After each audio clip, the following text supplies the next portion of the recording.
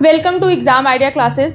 Currently आज हम लोग देखने वाले हैं, यहाँ देखिए एलटी ग्रेड की वैकेंसी आ गई है। वैकेंसी का नोटिफिकेशन एक तरीके से कह सकते हैं, जब यूपीपीसीएस का कैलेंडर आया है तो उसमें नीचे मेंशन किया गया है एलटी ग्रेड, जीआईसी, इन सब की वैकेंसीज आने वाली हैं और उसमें प्रॉपर डेट वगैरह तो नहीं मेंशन है, लेकिन इतना कहा गया है कि हाँ जैसे ही अधियाचन मिलता है तो ये वैकेंसी फुलफिल कर ली जाएगी। मतलब इतना तो पक्का है कि ये वैकेंसी आने वाली है। अब जो भी इस एजुकेशन के सेक्टर में तैयारी कर रहे हैं उनके लिए बहुत अच्छी अपॉर्चुनिटी है ये, वो इसको कवर कर सकते हैं। देखिए, जो जीएस फुल प्रिपरेशन करवाने वाली हूँ मैं इस चैनल के माध्यम से।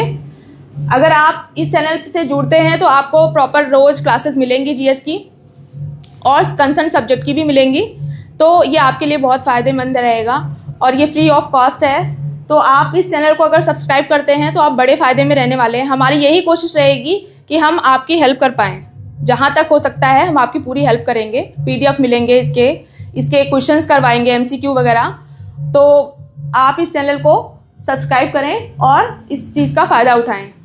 अभी देखिए, जीएस का फुल प्रिपरेशन होगा, जिसमें ये जीएस वाला पोर्शन सिर्फ इसी के लिए नहीं है, केवीएस में भी आता है। केंद्रीय विद्यालय की वैकेंसी आने वाली है, डीएसएसबी, जीआईसी जो भी है, एनवीएस है, इन सब में जीएस का पोर्शन आता है। मैं आपको जीएस का प्रिपरेशन करवाने वाली हूँ। उसके पहले हम देख लेते हैं कि एलटी ग्रेड, अभी तो करंटली एलटी ग्रेड की बात कर रहे हैं, तो उसमें जीएस का सिलेबस क्या क्या मेंशन है उसके बारे में एक बार डिस्कस कर लेते हैं। देखिए, पहला पॉइंट जो है history of India and Indian national movement, पहले तो ये है। दूसरा पॉइंट है इंडियन एंड वर्ल्ड जियोग्राफी, मतलब पूरी हिस्ट्री है, पूरी जियोग्राफी है, इंडिया की नहीं पूरे वर्ल्ड की भी जियोग्राफी है। नेक्स्ट है, थर्ड पॉइंट है Indian polity and governance, constitution, political system, Panchayati Raj and public policy, rights and issues. जो भी इंडियन पॉलिटी के सिलेबस में आता है मोस्टली सारी चीज़ें कवर कर रखी इन्होंने। फोर्थ पॉइंट है इंडियन इकोनॉमी का, इकोनॉमी भी है। फिफ्थ पॉइंट है current events end of national and international importance, तो करंट में क्या इश्यूज चल रहे हैं, न्यूज़ में क्या चल रहा है, वो चाहे इंटरनेशनल हो चाहे वो नेशनल हो, जो भी इंपॉर्टेंट पॉइंट्स हैं वो भी देखना पड़ेगा हमें, अगर हमें ये पेपर क्लियर करना है तो। नेक्स्ट है इंडियन एग्रीकल्चर, 6 पॉइंट जो है देखिए इंडियन एग्रीकल्चर, उसके बारे में भी थोड़ी बहुत जानकारी होनी चाहिए। जनरल साइंस तो है ही। और 8वां पॉइंट है इसमें elementary mathematics up to class 10th level की जो भी एलिमेंट्री मैथमेटिक्स है वो सब कवर करना है। टोटल 8 पॉइंट्स हैं, लग तो 8 पॉइंट्स रहे हैं, लेकिन ये बहुत बड़ा सिलेबस है। टाइम के अकॉर्डिंग, टाइम कम है, सिलेबस ज़्यादा है, तो हमें उन चीज़ों पे ज़्यादा फोकस करना है जिससे जो स्कोरिंग हो हमारे एग्ज़ाम के लिए इम्पॉर्टेंट हो। हमें पीएचडी नहीं करनी है, बस हमें ये देखना है कि हमारे एग्ज़ाम में क्या आएगा, उस पर फोकस करना है, ज़्यादा चीज़ें क्या आती हैं, ताकि हम ज़्यादा से ज़्यादा मार्क्स कवर कर पाएँ। मेरी यही कोशिश रहेगी कि आपको मैं पूरा सिलेबस कवर करवा पाऊँ। अब देर ना करते हुए हम पहले आज का जो टॉपिक जो स्टार्ट करूँगी मैं, इन 8 पॉइंट्स में से सबसे पहले टॉपिक स्टार्ट करेंगे history of India and Indian national movement. इसमें देखिए हिस्ट्री ऑफ इंडिया है, मतलब भारत का इतिहास और जो भी आंदोलन हुए थे स्वतंत्रता के लिए वो सारे आ जाएंगे, इसमें कवर हो जाएंगे। बात जब हिस्ट्री की आती है तो हिस्ट्री की जब बात आती है तो इंडियन हिस्ट्री 3 पार्ट में डिवाइड है, एक है एंशियंट, एक है मिडवियल और एक है मॉडर्न। एंशियंट मतलब प्राचीन इतिहास, मिडवियल मतलब मध्य भारत का इतिहास, और जो मॉडर्न है मतलब आधुनिक भारत का इतिहास। तो ज़्यादा जो पोर्शन है वो आधुनिक भारत से आता है। देखिए, हिस्ट्री हमारी 3 पार्ट में डिवाइड है। एक हो जाएगा हमारा एंशियंट, दूसरा हो जाएगा मिडवियल, तीसरा हो जाएगा मॉडर्न। 3 पार्ट हो गए। ज्यादा जो इंपॉर्टेंट है वो मॉडर्न है। मैंने कहा कि हमें पीएचडी नहीं करनी है, हम इंपॉर्टेंट टॉपिक्स पे ही डिस्कस करने वाले हैं, तो मॉडर्न जो इंडिया है उससे ज़्यादा आते हैं। आप सिलेबस में भी देख रहे होंगे कि यहाँ पे इंडियन नेशनल मूवमेंट दिया हुआ है। ये वाला टॉपिक किसमें आता है, हमारा आधुनिक भारत में आता है, मॉडर्न इंडिया में आता है ये वाला टॉपिक। क्योंकि भाई स्वतंत्रता किससे लेंगे, हम अंग्रेजों से तो ली होगी। आपको पता है, अब हमारी हिस्ट्री के बारे में थोड़ा बहुत तो सबको ही पता होगा कि देश पे हमारा देश गुलाम हुआ था ब्रिटिशर्स का। स्वतंत्रता दिवस मनाते हैं हम, क्यों मनाते हैं? क्योंकि देश हमारा आज़ाद हुआ था, तो देश को आज़ाद करने के लिए आंदोलन भी चलाए गए होंगे। तो उन आंदोलन के बारे में ये मॉडर्न इंडिया में दिया गया है। तो मॉडर्न इंडिया में ही देखिए, प्राचीन वाले इतिहास में तो मौर्य काल, गुप्त काल ये सब चल रहेंगे, और मिडवेल में मुगल काल चल रहा होगा। आधुनिक जो भारत है उसमें ब्रिटिश वाला डिस्कस करेंगे। अगर कोई साइंस का बच्चा है, उसे बिल्कुल नॉलेज नहीं है, तो भी उसे इस चैनल के माध्यम से नॉलेज हो जाएगी, क्योंकि हम बिल्कुल बेस से स्टार्ट करने वाले हैं। देखिए, एंशिएंट वाले में तो वो मौर्य, गुप्त ये सब वाले जो काल थे वो इसमें चलेंगे। मिडिवल वाले में मुगलों का जब हमारा शासन हुआ था हमारे देश में, और मॉडर्न में जब ब्रिटिश हमारे देश में शासन कर रहे थे। तो मैंने कहा मॉडर्न वाला टॉपिक हम करेंगे।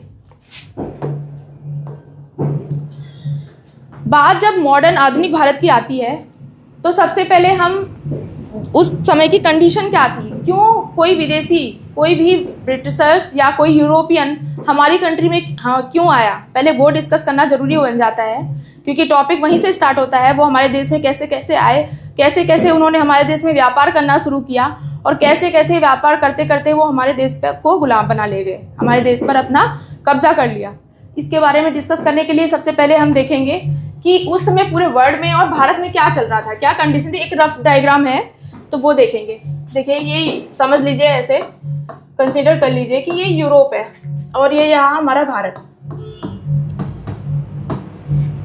भारत में चल रहा था मध्यकाल, उस समय की बात है। भारत में चल रहा था मध्यकाल, और यूरोप में चल रहा था पुनर्जागरण काल।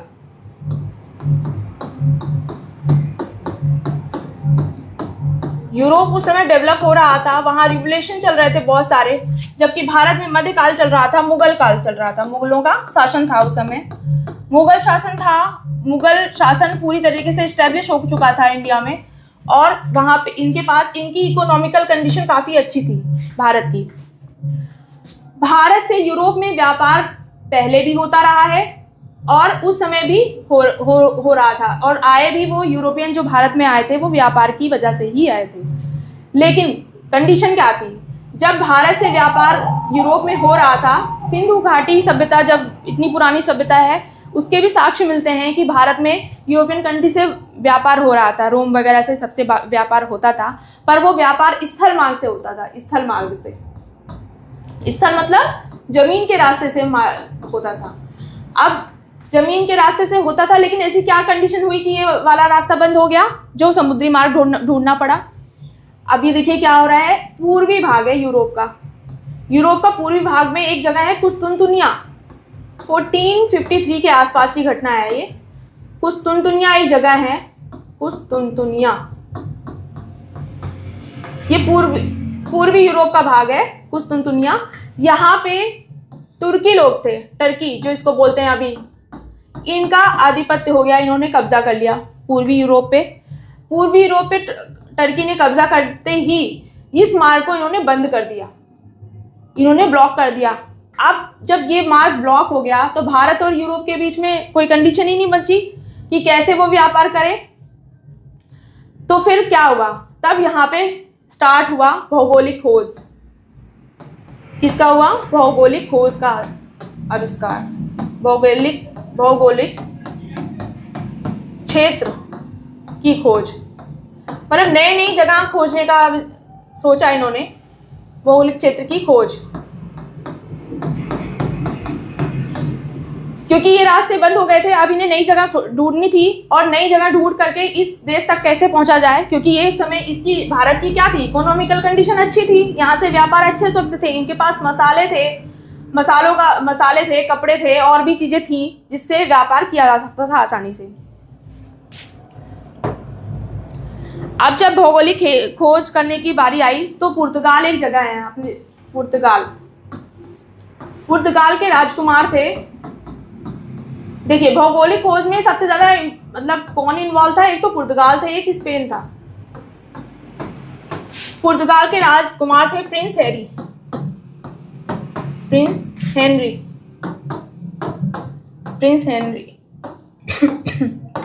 The navigator.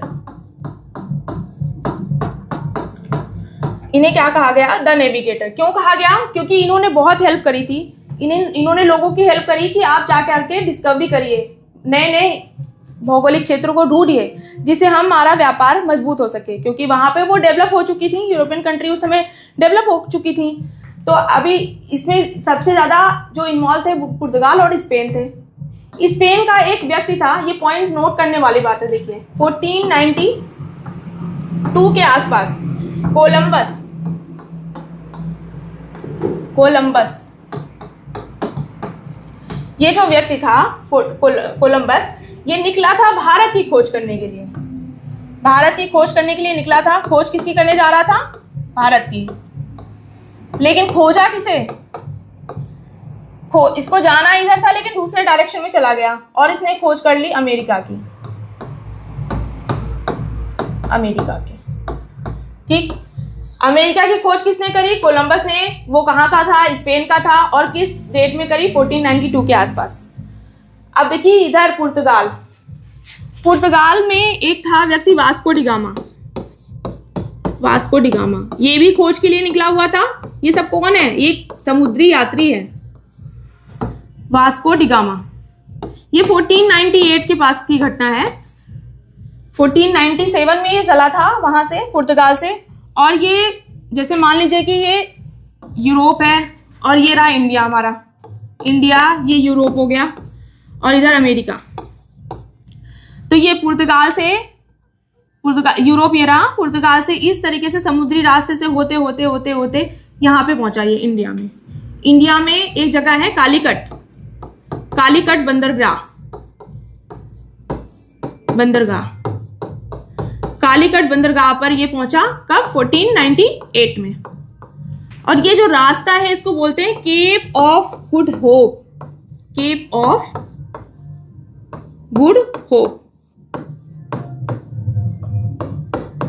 ठीक, केप ऑफ गुड होप से ये कब था? 1497 के आसपास चला था ये। और लगभग 1 साल लग गए यहां तक पहुंचने में, इंडिया के पास कालीकट बंदरगाह, वहां पहुंचा इसने। और यहीं पर इसने किसकी खोज करी? इंडिया की। बात जब इंडिया की खोज की आती है तो क्या इंडिया कहीं खो गया था? नहीं, ऐसा नहीं है। इंडिया कहीं नहीं खोया था। इंडिया का रास्ता इन्होंने बंद कर दिया था। आपने आगे पिछली वाली स्लाइड में पढ़ा कि यूरोप में कैसे वो कुस्तुनतुनिया पे टर्की ने जो है आक्रमण करके उसे कब्जा लिया था और रास्ता वो बंद कर दिया था। तो वो बेसिकली खोज कर रहे थे, इंडिया कहीं खोया नहीं था, मतलब वो रास्ता खोज करके वो वहां पे पहुंच गए। तो इस स्लाइड्स में आप देखेंगे कि 2 चीजें इंपॉर्टेंट हैं। एक तो है कि कोलंबस 1492 में उसने जो है अमेरिका खोज करने निकला था भारत की, लेकिन खोज लिया किसको? अमेरिका को। ये पॉइंट याद करना है। दूसरा है वास्को डिगामा एक पुर्तगाली नाविक था जो कि 1497 में निकला था और केप ऑफ गुड होप की खोज करी इसने। और 1498 में कालीकट बंदरगाह वहां पर है भारत में, वहां पर जाकर के इसने भारत को ढूंढ लिया। कालीकट बंदरगाह पर पहुंचते ही इसने राजा जमोरिन, एक राजा थे, राजा जमोरिन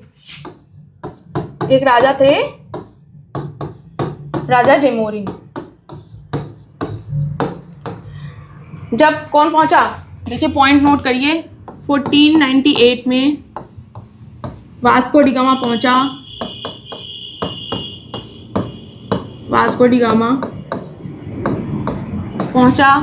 भारत में कहाँ पहुंचा? कालीकट बंदरगाह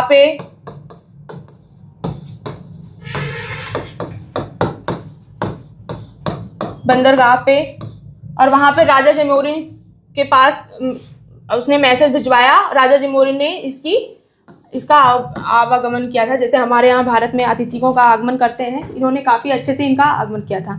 ये तो बात हो गई कि शुरुआत कैसे हुई। अब यहीं से टॉपिक आता है, देखो भारत में यूरोपियों का आगमन या विदेशियों का आगमन। विदेशी उस समय आदमी भारत में यूरोपीय ही आए थे, तो उसमें उन यूरोपियों में कौन कौन आया था? एक तो यहाँ से क्वेश्चन आता है, उसने कंपनी कैसे व्यापार स्टार्ट किया? व्यापार स्टार्ट करने के लिए उन्होंने कंपनियां कहाँ कहाँ स्टैब्लिश करी थी, ये बात आती है। तो पहले हम वो देख लेते हैं, उसके बाद फिर इस कहानी को आगे बढ़ाएंगे। देखिए भारत में टॉपिक क्या है? भारत में यूरोपियों का आगमन।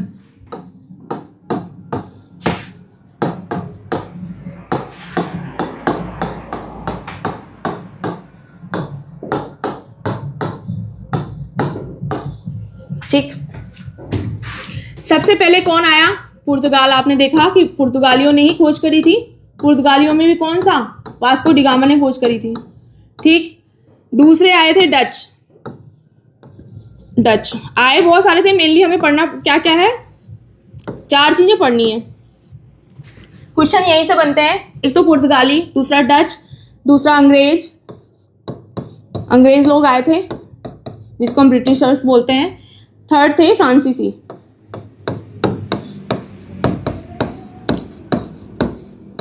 ठीक है, पहले कौन आए? पुर्तगाली आए, फिर कौन आया? डच आए, फिर कौन आया? अंग्रेज आए, फ्रांसीसी आए। तो ये क्रम भी लगाने को आ सकता है। इसकी डेट्स याद रखनी है। पुर्तगाली कब आए थे? 1498 में, अभी हमने देखा। और डच आए थे हमारे 1595 में, और अंग्रेज आए थे 1600 में, और जो फ्रांसीसी आए थे, फ्रेंच जिसको बोलते हैं, 1664 में। देखिए, ये डेट्स याद रखनी है हमें। 1498 के समय पुर्तगाली आए। डच किसको बोलते हैं? जो हॉलैंड और नीदरलैंड से थे। ये कहाँ से बिलोंग करते थे? हॉलैंड जिसको बोलेंगे, अभी करंटली हॉलैंड बोलते हैं, या फिर नीदरलैंड, उनको डच कहा गया। ये तो इनके आने का क्रम हो गया। सबसे पहले कौन आया? अच्छा, इसमें एक चीज और है, कंपनियां स्थापित करी थी इन्होंने। कंपनी की स्थापना, कंपनी की स्थापना।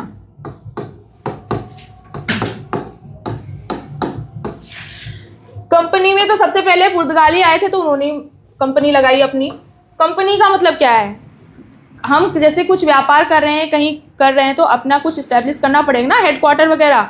तो वो हेडक्वार्टर उन्होंने पहले कहाँ लगाया, या फैक्ट्री में जो भी माल बना रहे थे वो कंपनी कहाँ लगाई, तो उसके बारे में बात हो रही है।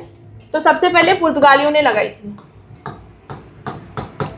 उसके बाद हमारे दिमाग में यही आएगा कि डच आए थे तो डच ने लगाई। जी नहीं, डच ने नहीं लगाई थी, कंपनी लगाई थी सबसे पहले अंग्रेजों ने। उसके बाद थर्ड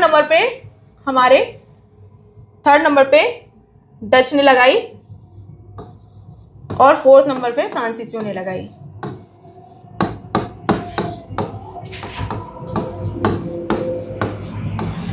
कहाँ लगाई, कैसे लगाई, ये हम सब सारी चीजें अभी एक रफ आइडिया लगा रहे हैं कि कैसे कैसे क्या हुआ था। तो देखिए, ये सब हमें अलग अलग से पढ़ना पड़ेगा।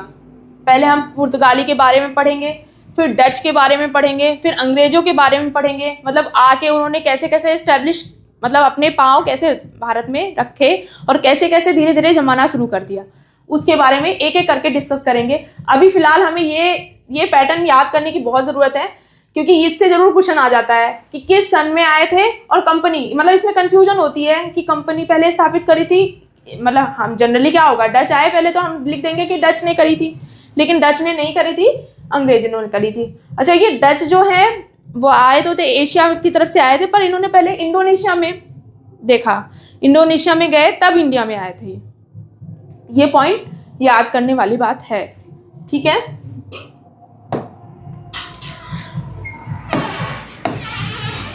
अब देखिए, हम वापस उसी पे आ जाते हैं। 1498 में वास्को डी गामा ने क्या करा, कालीकट बंदरगाह पे आए और राजा जेमोरिन से मिले। ये राजा जेमोरिन से मिलने के बाद इन्हें काली मिर्च का व्यापार दिया।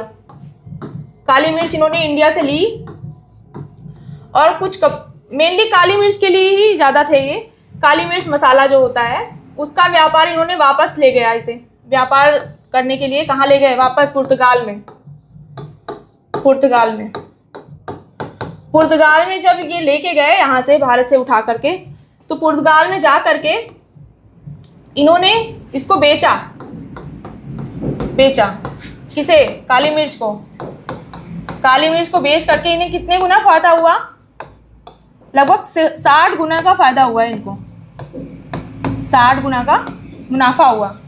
60 गुना का जब कोई मुनाफा हो जाएगा तो वहाँ के लोग बहुत अट्रैक्टिव हुए कि अरे यहाँ से तो बहुत अच्छा व्यापार मिल सकता है। तो जब ये पहले तो सबसे पहले कौन आया था, वास्को डी गामा आया था। पुर्तगालियों की बात कर रहे हैं अब हम, क्योंकि मैंने कहा था कि एक एक टॉपिक पढ़ेंगे अब हम। पुर्तगाली सबसे पहले कौन आया, वास्को डी गामा आया। नेक्स्ट कौन आए थे 1500 के आसपास, पेड्रो अल्वारेज। क्या नाम था उनका, पेड्रो अल्वारेज। इसके बाद आए पेड्रो अल्वारेज, इन्होंने भी व्यापार किया यहाँ से। ये दूसरे थे। पहला अगर क्वेश्चन ऐसा आता है कि पहला पुर्तगाली कौन था, तो आप बोलेंगे कि वो वास्को डी गामा थे, जो कि 1498 में आए थे। दूसरा पुर्तगाली कौन था, पेड्रो अल्वारेज आए थे। ये सब क्यों आ रहे हैं यहाँ, बिजनेस करने के लिए। यहाँ से माल उठाते थे, ले जाके करके पुर्तगाल में ले जा करके बेच दिया करते थे। उसके बाद दोबारा फिर 1502 के आसपास ये दोबारा आए। 1502 के आसपास कौन आया, वास्को डी गामा दोबारा आ गए यहाँ पे। वास्को डी गामा दोबारा आ गए। इस तरीके से जब देखा वहां के लोगों ने कि यहाँ पे बहुत मुनाफा हो रहा है, तो उन्होंने क्या करा, वापस वायसराय का संगठन करना शुरू कर दिया। वायसराय वहां के जो राजा थे, उन्होंने वायसराय बनाया। अब वो वायसराय आकर के यहाँ पे पूरे व्यापार की देखभाल करता था। यहाँ पे फैक्ट्रियां बनाना शुरू कर दिया इन्होंने। 1502 में वास्को डी गामा आए थे। 1503 के आसपास इन्होंने कोचीन में अपनी पहली फैक्ट्री बनाई थी। 2 फैक्ट्रियां बनाई थी पुर्तगालियों ने, पहली 2 फैक्ट्रियां, पुर्तगालियों की पहली 2 फैक्ट्रियां थी कि फैक्ट्रियां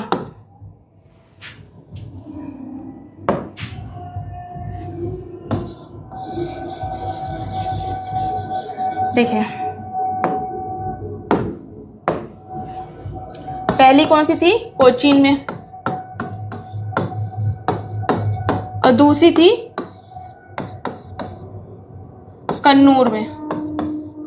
2 फैक्ट्रियां थी। कोचीन में 1503 में बनी और कन्नूर में बनी थी 1505 के आसपास।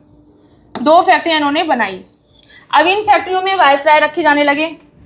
तो जो पहला वायसराय था, इसके बारे में अब हम कल डिस्कस करेंगे।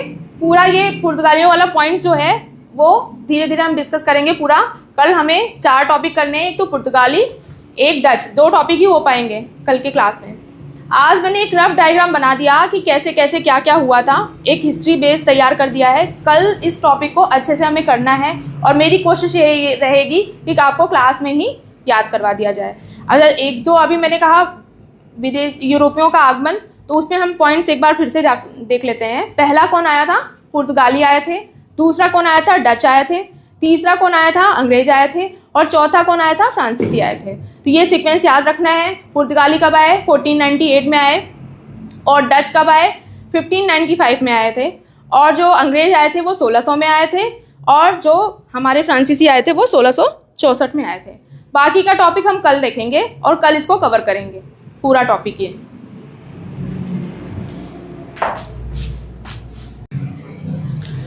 भारत की समुद्री मार्ग की खोज, ये देखिए इसका मैप है यहाँ पे, कैसे कैसे वास्को डी गामा ने अपनी यात्रा प्रारंभ करी थी और कैसे कैसे वो उसने भारत को खोजा और वापस कैसे आया। इसमें मैप में मेंशन है ये चीजें। यहाँ देखिए यूरोप है और ये रहा एशिया। एशिया में ही हमारी कंट्री आती है भारत। अब यूरोप से ये लोग भौगोलिक क्षेत्रों की खोज कर रहे थे, तो उस क्षेत्र को खोजने के चक्कर में यहाँ से इस रास्ते से समुद्री मार्ग है, इसी रास्ते से ये आए थे और इस रास्ते से होते होते होते होते ये भारत पहुंच गए। इसी रास्ते को he kept of good hope कहा गया है।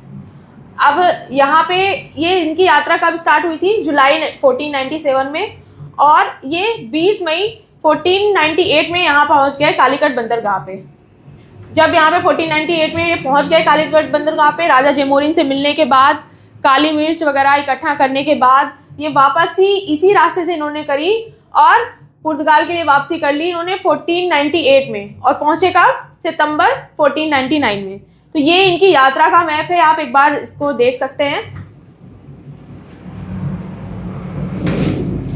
अच्छा, अब ये यात्रा हो गई तो इन्होंने खोज लिया और मतलब हमारा भारत देश खोजा। तो जब खोज लिया है तो सबसे पहले कौन आया, पुर्तगाली आए। भारत में विदेशी कंपनियों का आगमन, ये टॉपिक है। तो देखिए इसमें डेट मेंशन करी गई, हालांकि मैंने आपको बता दिया है लेकिन फिर भी आप देख लीजिए एक बार। पुर्तगाली ईस्ट इंडिया कंपनी, जो भी कंपनी स्टेब्लिश करी गई तो उसके आगे ईस्ट इंडिया कंपनी लगा दिया गया। सबसे पहले पुर्तगाली आए थे, तो पुर्तगाल देश है, इनका स्थापना कब हुई थी? 1498 में हुई थी, और कालीकट जगह है वहाँ पे। ये गवर्नर है। जब हम प्रॉपर डिटेल में इसको डिस्कस करेंगे तो सारी पॉइंट्स आएंगे, लेकिन अभी एक रफली आपको डायग्राम यहाँ पे दिख रहा होगा, ये पूरा ये एक जगह ही मिल गया, तो इसे हम इससे क्वेश्चन बन सकते हैं। तो ये बहुत इंपॉर्टेंट है, इसका स्क्रीनशॉट वगैरह आप लेके रख लीजिए या नोट डाउन कर लीजिए, तो ये बहुत इंपॉर्टेंट है, इससे क्वेश्चन बन सकते हैं। देखिए पुर्तगाली हो गए। नेक्स्ट है अंग्रेजी ईस्ट इंडिया कंपनी, लेकिन कंपनी का एस्टेब्लिशमेंट है, ये आगमन नहीं है। आगमन के लिए आप देखोगे यहाँ पे यूरोपीय व्यापारियों का भारत में आगमन, तो पुर्तगाली के बाद सीधे डच आ गए थे, पर डच मैंने बताया कि वो इंडोनेशिया में भी चले गए थे, तो इसलिए इनकी हमारे भारत में एस्टेब्लिशमेंट कंपनी का बाद में हुआ। पहले किसका हुआ? अंग्रेजों का हुआ। अंग्रेजों का जिसको बोलते हैं ब्रिटिश ईस्ट इंडिया कंपनी, वो ब्रिटेन की थे, और इनकी कब हुई एस्टेब्लिशमेंट? 1600 के आसपास सूरत में हुई थी। नेक्स्ट है डच ईस्ट इंडिया कंपनी। भाई पुर्तगाली के बाद अंग्रेज, अंग्रेज के बाद डच। कंपनी क्या है? पुर्तगाली पहले, फिर अंग्रेज, फिर डच। लेकिन आया कौन पहले? पुर्तगाली, डच और अंग्रेज। ये वाला हमें सीक्वेंस याद रखना है। डच का देखिए ये कौन सी कंट्री है? हॉलैंड है। 1602 में आए थे। इनका जो स्थल है वो कौन सा है? मसूलीपट्टनम है। डेनिश है। डेनिश इतना आता नहीं है एग्जाम में, ना ही स्वीडिश आता है। हमारा मेनली 4 है, एक तो पुर्तगाली है, और एक अंग्रेज है, डच है और फ्रांस है। ये हमें 4 याद रखने हैं। फिर भी एक बार देख लीजिए, डेनिश डेनमार्क का है, और 1616 में आए थे। ये सूतानाती एक जगह है, वहां पे एस्टेब्लिशमेंट हुआ था इनकी कंपनी का। 5वां है फ्रांसीसी ईस्ट इंडिया कंपनी, जो कि फ्रांस की है, नाम से ही पता चल रहा है कि ये फ्रांस की है। और ये कब आए? 1664 ईस्वी में आए। इनकी जगह कहाँ थी? सूरत में। सूरत में 2 लोगों का है, एक अंग्रेजों का है और एक हमारा फ्रांसीसियों का है, तो हमें ज़्यादा याद नहीं करना है, दो लोगों का याद हो गया ऐसे। और कालीकट और मसूलीपट्टनम, ये 2 चीज़ें याद रखनी है। पुर्तगालियों का कालीकट पता ही है कि पहले जब आया था वहाँ पे, तो वहीं अपना एस्टेब्लिशमेंट किया उन्होंने। और डच का है मसूलीपट्टनम में। एक है स्वीडिश ईस्ट इंडिया कंपनी, जो कि स्वीडन की है। ये 1731 में आए थे, और इनकी जगह जो है वो गोहनबर्ग में है। ठीक है, तो कंपनियों का एस्टेब्लिशमेंट इस तरीके से है, और यूरोपीय व्यापारी भारतीयों का आगमन क्रम अलग है। आगमन में सबसे पहले पुर्तगाली आ जाएंगे, फिर डच आ जाएंगे, फिर ब्रिटिश आ जाएंगे, फिर डेनिश आ जाएंगे, फिर फ्रांसीसी आ जाएंगे और स्वीडिश आ जाएंगे। और अगर यही कंपनियां लिख दी जाएंगी, सबसे पहले कंपनी किसकी एस्टेब्लिश हुई थी, तो सबसे पहले क्या आ जाएगा? पुर्तगाली आ जाएगा, फिर अंग्रेज आ जाएगा, और उसके बाद फिर डच आएंगे, फिर सारा सीक्वेंस सेम है। बस इतनी चीजें हैं, ये इसको एक बार नोट कर लेना चाहिए आपको।